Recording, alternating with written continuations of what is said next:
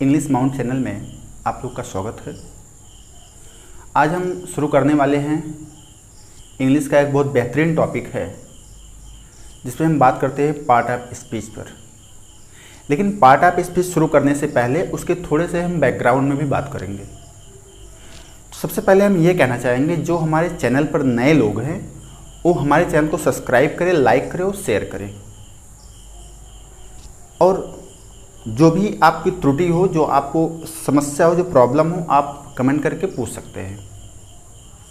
तो आइए शुरू करते हैं। जैसा कि हमने कुछ राइट डाउन पहले से किया हुआ है, इस पर पहले हम बेसिक समझते हैं। यदि हमें किसी लैंग्वेज को हिंदी में कहते हैं भाषा, यदि किसी लैंग्वेज को हमको सीखना है तो उसमें सबसे बड़ी चीज़ होती है स्क्रिप्ट। स्क्रिप्ट मतलब होता है लिपि। जैसे हम हिंदी जब पढ़ते हैं तो हिंदी जो होती है ये देवनागरी लिपि होती है। ऐसे जब इंग्लिश हमें पढ़ना होता है तो हमें इंग्लिश भी लिखने या बोलने या पढ़ने के लिए हमें एक स्क्रिप्ट की ज़रूरत पड़ती है। तो उस स्क्रिप्ट के बारे में आइए सीखते हैं थोड़ा सा।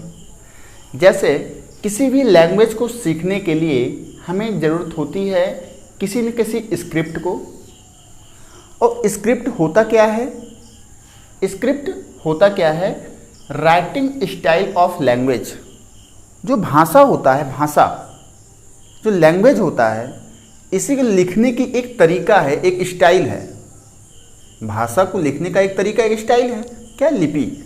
इसे इंग्लिश में कहते हैं स्क्रिप्ट। अब किसी भी भाषा को लिखने के लिए आपको कुछ ना कुछ शब्द चाहिए, वर्ड चाहिए, अल्फ़ाबेट चाहिए, चाहे हिंदी का हो चाहे इंग्लिश का हो। मैं इंग्लिश पढ़ा रहा हूँ तो इंग्लिश के बारे में बताना चाहूँगा कि इंग्लिश में 26 लेटर होते हैं। कितने लेटर होते हैं बेटा? 26 लेटर होते हैं। और 26 लेटर को दो पार्ट में डिवाइड किया गया है। पहला है वोवेल, इसे पढ़ते हैं वोवेल। क्या पढ़ते हैं? वोवेल। इसे पढ़ते हैं कॉन्सोनेंट्स। अब आपसे अगर कोई पूछे कि कितने वोवेल होते हैं तो आप बता सकते हैं 5 होते हैं। ए,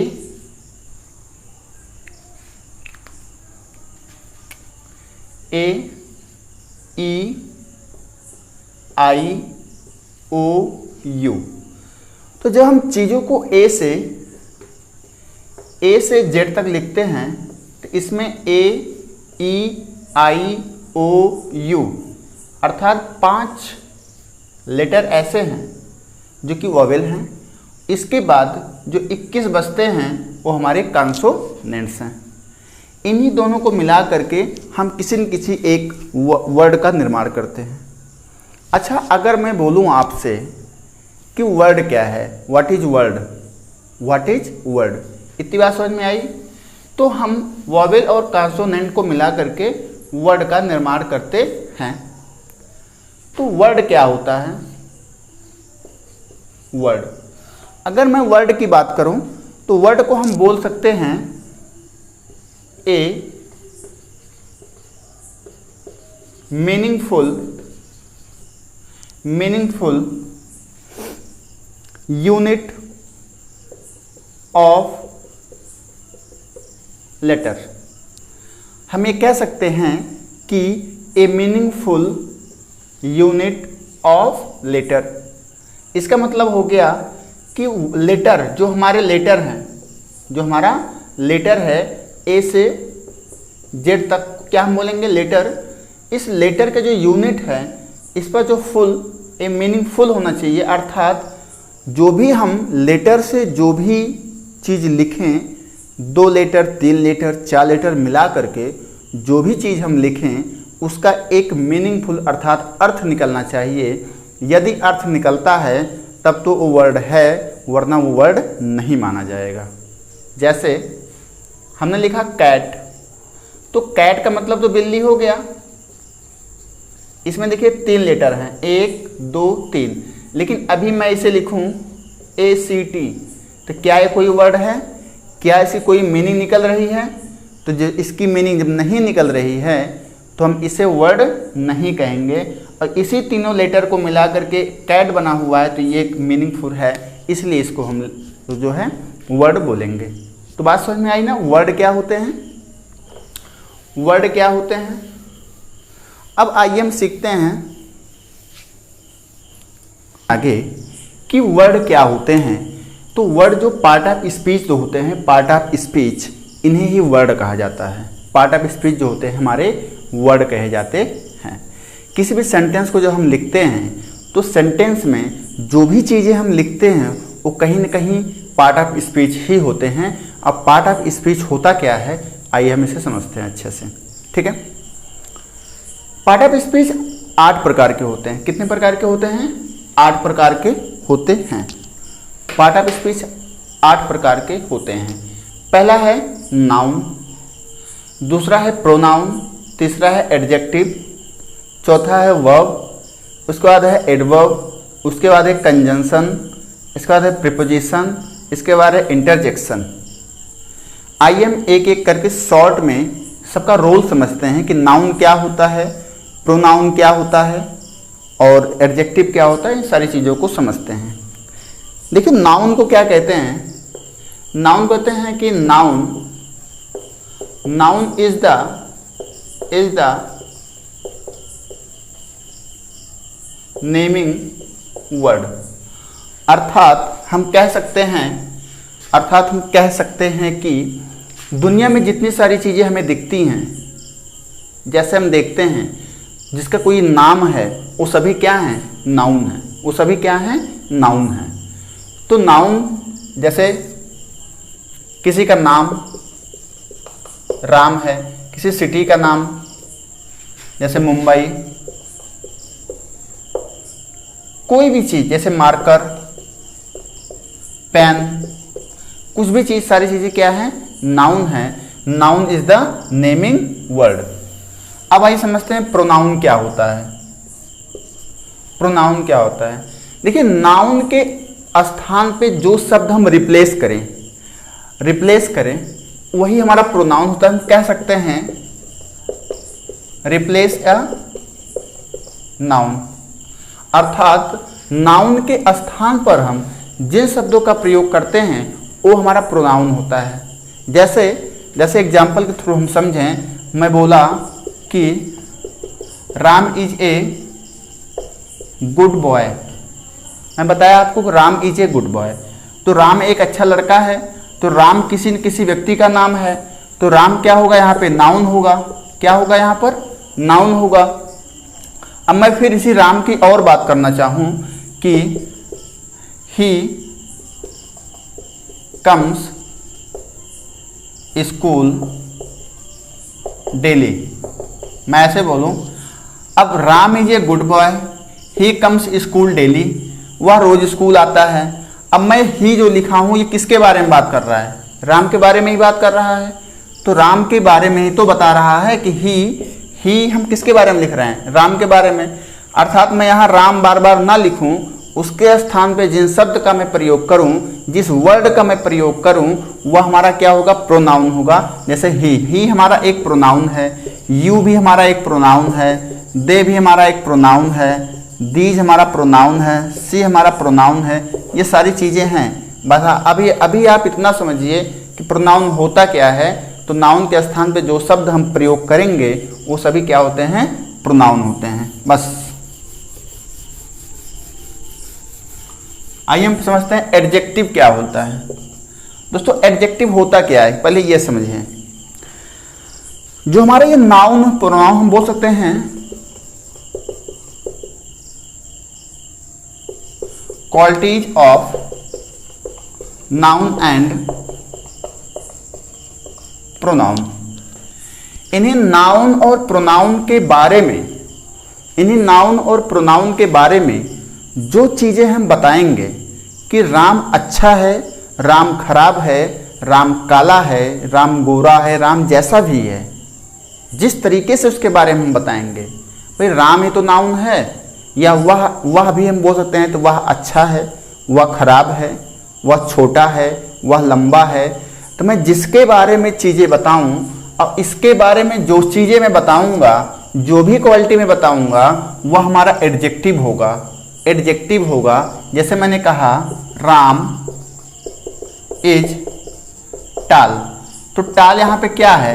एडजेक्टिव है, क्योंकि ये राम हमारा नाउन है। अब इन नाउन की ही क्वालिटी बता रहा है कि राम है कैसा, तो राम एक लंबा है, तो लंबा इसका क्वालिटी है, तो इसे हम क्या कहेंगे? एडजेक्टिव। क्लियर? बात क्लियर आई समझ में? तो नाउन और प्रोनाउन की जो भी विशेषता हम बताएंगे, नाउन और प्रोनाउन की जो भी विशेषता हम बताएंगे वो हमारा एडजेक्टिव होता है। वो हमारा क्या होता है? एडजेक्टिव होता है।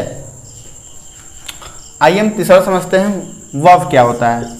देखिए वर्ब को कहते हैं क्रिया। क्या कहते हैं? क्रिया। वर्ब क्या कहते हैं? क्रिया।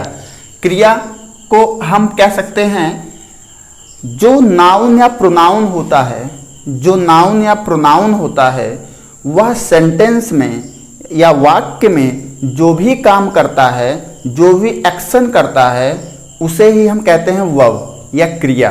क्या बोलते हैं? वर्ब या क्रिया। जैसे मैं बोलूं कि राम इज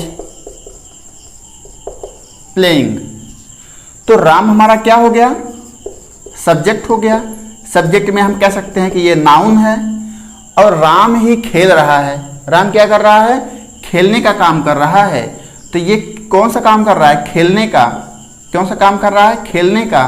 तो ये हमारा वर्ब हो जाएगा, अर्थात ये हमारा क्रिया हो जाएगा। इसे हम कहेंगे ये क्रिया है।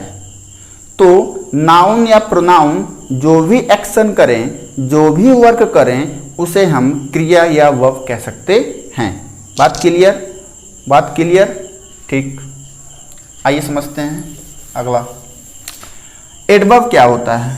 देखिए जैसे ये लिखा है वर्ब, अब वर्ब के स्थान पे इसमें एडवर्ब लग गया है। जब हम क्रिया की विशेषता बतलाएं, जैसे मैं अगर किसी भी क्रिया अर्थात वर्ब की विशेषता बताऊं, किसी वर्ब की विशेषता बताऊं, तो वह शब्द एडवर्ब कहा जाएगा। वह शब्द एडवर्ब कहा जाएगा। जैसे आइए समझते हैं,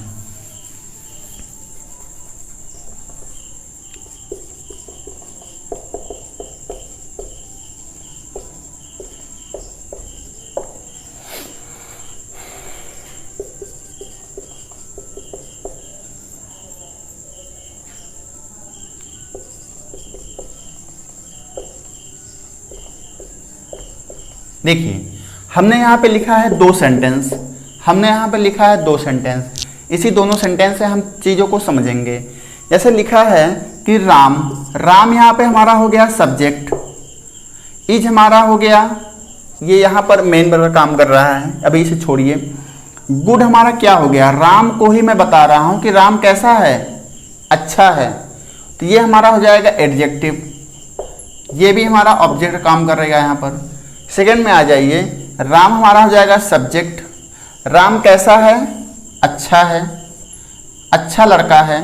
अब अच्छा तो है, अच्छा तो है, अब बहुत अच्छा है। जो यहाँ पे वेरी लगा हुआ है यह हमारा एडवर्ब काम करेगा। क्या करेगा? हमारा एडवर्ब का काम करेगा। तो यहाँ पे जो हम क्रिया की विशेषता बतलाएं, क्रिया की विशेषता वर्ब की विशेषता जो बताता है, क्वालिटी ऑफ वर्ब, क्रिया की जो विशेषता बतलाए, उसे हम क्या कहेंगे? एडवर्ब। एडवर्ब। क्लियर? बात क्लियर? आइए समझते हैं कंजंक्शन क्या होता है। Conjunction is a connecting word. Conjunction is a connecting word बोल सकते हैं हम, कनेक्टिंग वर्ड बोल सकते हैं, या हम ये भी बोल सकते हैं कि यह एक ज्वाइनिंग वर्ड है।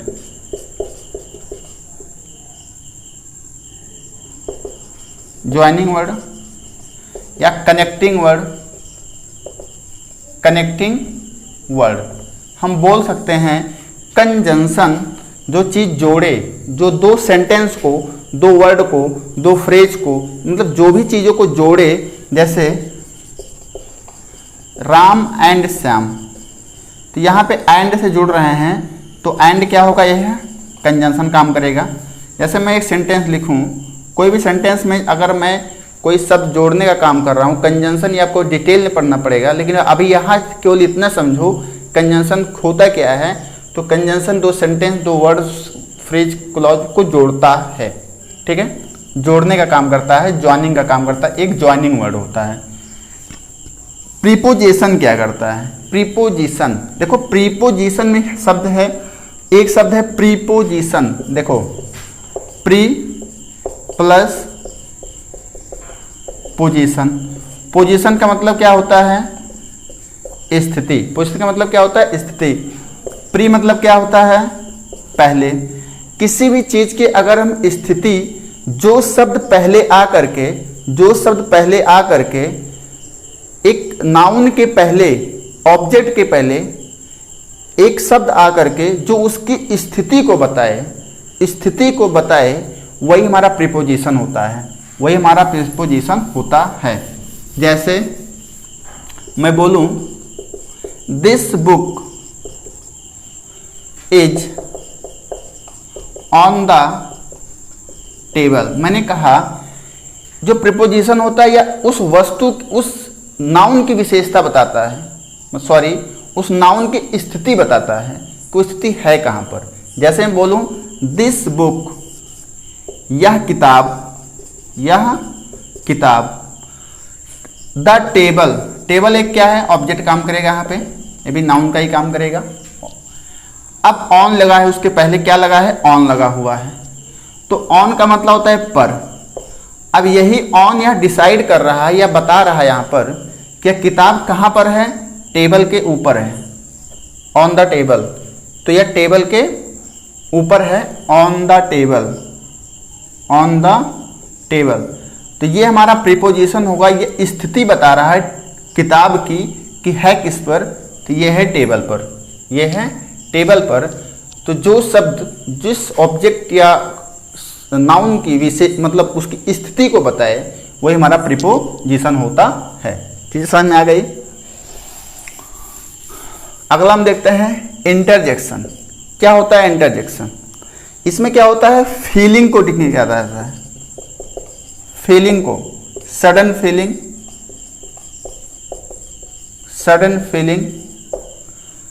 फीलिंग को एक्सप्रेस करते हैं। आश्चर्य की सारी चीजें हम इस पे, हम अपने आश्चर्य वाली बात को हम इसमें करते हैं इंटरजेक्शन। ओ या एलास, मतलब ऐसी सारी चीज़ों को हम इस पे डिस्क्राइब करते हैं। अचानक जो सारी चीज़ें हो जाती हैं उसे हम इंटरजेक्शन में बोलते हैं।